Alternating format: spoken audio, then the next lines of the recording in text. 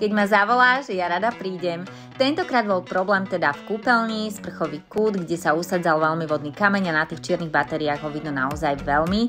Povrch som opláchla, naniesla som citrónový čistic s kyselinou citrónovou na náš kúpeľňový vankúšik a teda som to krásne vyčistila. Doleštila som to mnohoúčelovou utierkou, ktorá je naozaj skvelá na to záverečné dolešťovanie, dokáže nasať veľmi veľa vody a výsledok stal naozaj za to. Pozri sama.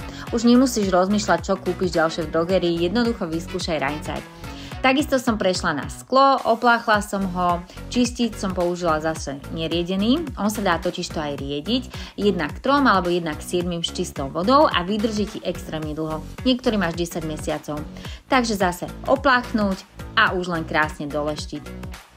Pozeraj, lebo mne sa zdá, ako by to vyzeralo, že dokonca sa mi podarilo odčarovať to sklo preč. Vyzerá, ako keby tam naozaj ani nebolo. Krásne čisté. A teda vodný kameň sa vám bude usadzať o to menej. To mikrovlákno vytvorí takú vrstvu. Na záver som doleštila všetko olivovým olejom, môžeš použiť aj detský olej. A teda vidíme sa na budúce. Like a zdieľanie poteší.